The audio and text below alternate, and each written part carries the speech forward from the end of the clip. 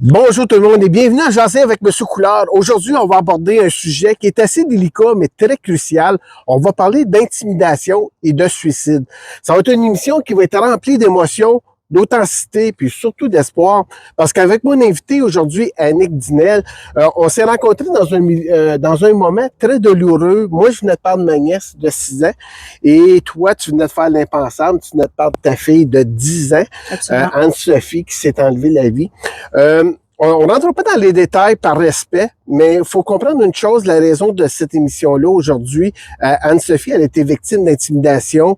Elle se sentait pas bien dans sa peau. Elle avait, on disait qu'on avait un problème d'identité de genre. Donc, ma première question, on va parler d'intimidation. Quel type d'intimidation qu'Anne-Sophie vivait au quotidien à l'école?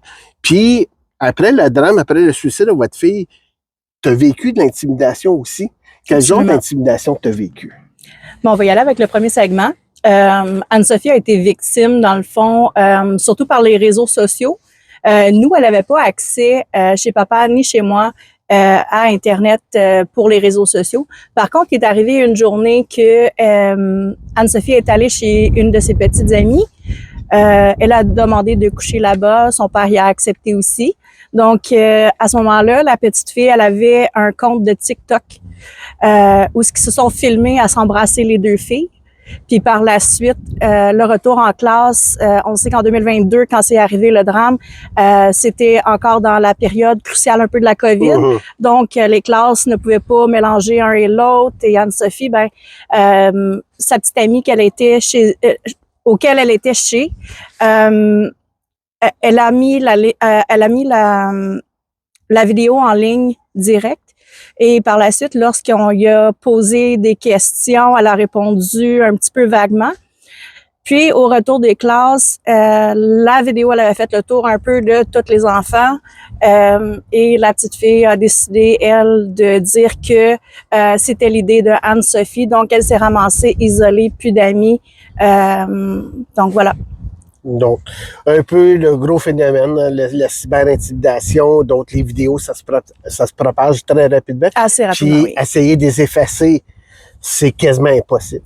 Non. Là, il y a eu, qu'est-ce qu'on voulait pas qu'on souhaite, le suicide de votre fille. Donc, tu as vécu de l'intimidation par la suite. Parle-moi un peu de l'intimidation que toi, tu as vécue. Bien, en fait, la façon que moi je l'ai vécu, c'est aussi de la cyber-intimidation par des gens que je connaissais pas du tout ou des gens qui nous avaient rencontrés, moi et Martin, peut-être une ou deux fois. Il y a eu Stéphane je nommerai pas son nom de famille par respect, Stéphane a mis en ligne disant que je n'étais pas présente au chevet, dans le fond, de ma fille pendant la période où on a gardé artificiellement Anne-Sophie. Avant qu'on déclare la mort cérébrale, et on m'a dit tu devrais t'enlever la vie, honte à toi, t'as jamais été là pour ta fille. Par contre, je l'avais toujours. Anne-Sophie, c'était notre petit rayon de soleil, autant à papa qu'à moi. De mon côté, j'avais 3 autres enfants aussi. Donc, ça n'a pas été facile lorsqu'on m'a annoncé, dans le fond, ça au téléphone par Stéphane. Et lui-même a partagé sur sa page à lui que je n'étais pas présente et tout, mais je devais quand même placer ma fille qui avait 3 ans. J'ai une fille aussi qui est handicapée. Donc, le temps de tout et de monter aussi à Montréal. On s'entend que Gatineau puis Montréal, ça se fait pas en 25 minutes. Non, là. exactement. Puis, si on parle un peu le rôle à l'école, à ton avis, est-ce que les écoles sont assez équipées pour comprendre puis accompagner ce que ta fille vivait? Malheureusement, dans le système, on a 2 systèmes ici au Québec. On a les écoles anglophones et on a les écoles francophones. Les écoles anglophones ne possèdent pas de travailleurs sociaux nécessairement dans les écoles, peu de financement. C'est un peu l'école de Anne-Sophie qui était Laurentian Elementary School, qui était une école anglophone. Il n'y avait pas de travailleurs sociaux sur les lieux.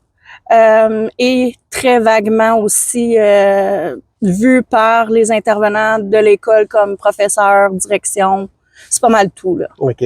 Puis, un peu comme moi j'avais appris le décès de ma nièce par un reportage aux nouvelles, sur les réseaux sociaux, par Radio-Canada. Donc, la famille n'était même pas avisée, même pas la mère n'était même pas avisée que sa fille était décédée. Ça nous a bouleversés. Puis toi, mais tu as vécu une similaire expérience parce que toi, on a dévoilé le rapport du coroner sans que tu l'aies eu dans tes mains puis tu l'aies lu. Comment est-ce que tu t'es ressenti à cet effet-là? Bien, absolument. Écoute, nous, on était assis, on s'entend, c'était environ 4-5 mois après le décès de Anne-Sophie. J'étais assis avec sa petite sœur à la table pour le déjeuner. C'est lorsque la salle de nouvelles, en fait, TVA Nouvelles, jouait en arrière-plan et par la suite, c'est la petite de 3 ans, pendant que j'étais en train de beurrer les toasts, qui dit « Maman, c'est Anne-Sophie TV ». C'est à ce moment-là que j'ai pu voir que il parlait avec la coroner qui était la docteur Richer. C'est là que j'ai appris qu'est-ce qui constituait, dans le fond, le rapport du coroner. J'ai moi-même, par la suite, j'ai téléphoné moi-même au bureau du coroner de Montréal. On m'a avisé que quelqu'un du personnel était pour me contacter. À ce moment-là, on m'avise qu'on m'avait envoyé le rapport du coroner. Par contre, vu la COVID, je sais pas si les gens ils pensaient qu'ils pogneraient la COVID au travers d'un papier ou d'un téléphone. J'ai appris le rapport du coroner par TVA Nouvelles et par un email. Mm-hmm. Un peu la façon que j'ai appris la nouvelle du décès. Trouves-tu que les médias ont été peut-être un peu trop vite et auraient pu laisser la place à la famille avant que de digérer la nouvelle puis d'avoir eu la main là-dessus? Absolument. Puis à ce moment-là, moi, je vivais des émotions. Papa, il vivait des émotions. On était pris un peu avec l'enquête policière qui avait pas de l'air trop d'avancée, en nous disant que c'était une mort par suicide. Donc, il n'y a pas d'enquête criminelle, il n'y a pas d'enquête civile ou peu importe comment est-ce que les autres ils peuvent appeler ça dans le langage policier. Donc, nous, on était encore un peu dans la frustration. On venait de débrancher quelques mois auparavant là, notre fille. J'ai une grande qui est handicapée, donc elle, sa compréhension n'est pas pareille comme la petite de 3 ans. J'ai le grand frère aussi. Moi, je vivais des choses. Mon copain, à l'époque aussi, vivait des choses. J'ai essayé d'être à l'appui aussi à papa. Je suis allée aider papa dans le secteur de Mirabel pour nettoyer tous les dégâts un peu que les policiers ont pu faire lors d'une perquisition pour leur enquête. Donc, c'est un peu dans cet aspect-là aussi là, que j'ai appris un peu dans les émotions. Puis, lorsque j'ai téléphoné, on m'a dit qu'un membre du personnel était pour me contacter. Puis, on m'a contacté, je pense, c'était pas loin d'une vingtaine de jours après. Wow. Et c'est là que je lisais le rapport du coroner qui était complètement, exactement, presque mot pour mot. Je te le dis, Ghislain, là, c'est vraiment ça. J'ai l'impression que la coroner a pris une cassette vidéo qui a filmé papa et c'est exactement les mêmes mots que papa disait. Donc, elle a même mentionné dans le rapport du coroner que Anne-Sophie s'avait peut-être bagarré dans l'autobus avec quelqu'un. Mais ta job en tant que coroner, c'est pas des peut-être et des oui-dire. C'est d'aller chercher les informations. Ensuite, on nous a avisé que les policiers, que la coroner, elle voulait avoir les informations. Donc, moi, je possédais, dont le laptop, les papiers d'école, tout ce qui avait été retrouvé à l'école, dans la chambre de la petite aussi.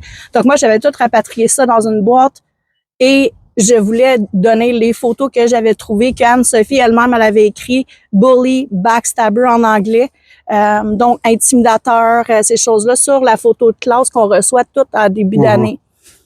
La coroner était censée contacter les policiers pour avoir ces photos-là, que moi, je leur ai transmis. On m'a jamais contacté, les policiers m'ont jamais contacté, moi. C'est moi-même qui s'est présenté. Dans le rapport du coroner, il y a rien qui figure par rapport à l'intimidation. Il y a rien qui divulgue exactement les raisons. Il n'y a pas de recommandation. On a été blanchis, moi et son père. Ça, nous, on le savait. On n'avait rien à nous reprocher. Là. On était là, présents, les deux parents. Là. Puis, c'est ça. Puis, Anne-Sophie, malheureusement, elle s'est enlevée la vie à 4h et quelques l'après-midi. Elle arrivait de l'école à 16h. Donc, voilà. Wow. Puis, mais moi, quand j'ai perdu ma nièce, c'est ma nièce. J'ai vécu une grosse dépression. J'ai eu de la misère à me relever. Un beau petit vent. J'ai eu de la misère relevé. Puis j'ai eu de la misère à comprendre pourquoi qu'un enfant part d'avant un parent. Mais ma question sur l'autre côté, comment est-ce qu'un parent fait pour continuer à vivre puis se relever d'un défi comme ça? Je pense qu'Anne-Sophie était déjà militante, dans le fond, pour tout ce qui était LGBTQ+, A+, maintenant. Donc, je vais essayer de le dire dans la conformité. Je m'excuse si jamais c'est pas le cas. Il y a peut-être des lettres qui se sont ajoutées, je ne sais pas. Mais on n'a pas eu les ressources comme... Le micro. C'est bien correct. On continue. OK. Donc, c'est ça. Anne-Sophie, elle a vécu de l'intimidation et tout. Puis, tu sais, je vais revenir à ce que tu disais. Les ressources, qu'est-ce qu'on a en tant que parent? En tant que parent, il n'y a pas grand-chose. C'était sur une liste au CLSC. Par la suite, lorsqu'on a fait la marche contre l'intimidation que j'avais organisée, on m'a informé qu'il y avait Idem Jeunesse, Jeunesse J'écoute. Je connaissais absolument rien dans le secteur ici. J'étais nouvellement à Gatineau aussi. Donc, c'est ça. Puis, par la suite, c'est 468 thérapies 3 fois par semaine que j'ai dû entreprendre. Ça m'a fait grandir aujourd'hui. Je suis la maman à Mila, je suis la maman à Alicia, maman à Brandon, mais je suis avant tout aussi maman de terre au ciel. Donc, wow. Puis, quand on parle de qu'est-ce qui manque, est-ce qu'il y aurait eu des ressources, des soutiens ou de l'écoute que tu aurais voulu avoir quand c'est arrivé qui n'a pas existé? Absolument. Vu que les événements se sont produits dans la région de Mirabel, elle a été prise en charge par Montréal, l'hôpital Sainte-Justine. Donc, les ressources étaient dans le secteur des Laurentides et non dans le secteur de l'Outaouais où ce que moi j'étais. Donc, oui, on m'a offert certains services, mais je devais faire plus de 3 heures de route pour me rendre à un service.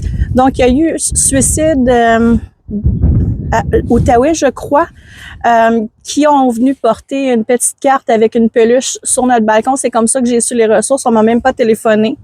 Mon téléphone n'a jamais changé dans les 10 dernières années. Donc, si TVA a été en mesure de me contacter, plusieurs journaux aussi, c'était facile pour eux de me contacter aussi. Wow. Mais voilà. On a un peu la même chose. Les services, je trouve qu'ils sont rares et puis sont vite pour analyser, puis c'est fini que il n'y a rien qui existe. Je te remercie d'avoir partagé ton histoire avec moi et avec les gens qui nous suivent sur les réseaux sociaux. Et dans cet épisode, j'espère qu'on a pu faire réfléchir les gens et surtout le gouvernement, les organismes, pour dire que quand il arrive, l'intimidation ne devrait pas avoir, ça devrait être un non-retour, ça devrait être 0.0. Je peux le nommer de plusieurs formes, Oui, oui. mais on devrait se concentrer beaucoup plus à ce niveau-là, puis de prendre le temps, je pense, d'ouvrir nos grandes oreilles, puis d'écouter, puis d'être plus présent sur le plancher. Donc, je te remercie d'avoir venu à mon entrevue, puis je te laisse le dernier mot aux gens qui nous suivent. Bien, merci avant tout de m'avoir invité à ton podcast. Moi, ce que je voudrais dire, c'est que le gouvernement doit quand même mettre les bouchées doubles, surtout depuis la pandémie, parce que c'est nos enfants qui n'ont pas eu une vie normale dans ces années-là, qui sont en train de grandir à être des jeunes enfants, et qu'il n'y a pas eu les services comme des ateliers sur l'intimidation parce qu'on était tous en ligne. Il n'y a pas eu personne qui nous a avisé, ni notre enfant, de pas aller sur tel site et tel site sur Internet. On a demandé aux enfants, tout simplement, allez faire vos devoirs sur Internet, puis allez faire vos recherches sur Internet. Donc, il y a eu un manquement au niveau du gouvernement. J'ai, à mon tour, contacté un attaché de presse de M. Legault sans avoir de retour. J'ai téléphoné à 67 reprises. Donc, on a continué à faire le silence et pour moi, c'est inacceptable. Wow. Mais merci tout le monde, puis merci d'avoir écouté Jaser avec M. Couillard. Puis ça vous tente de jaser avec moi? Contactez-moi. Bye bye.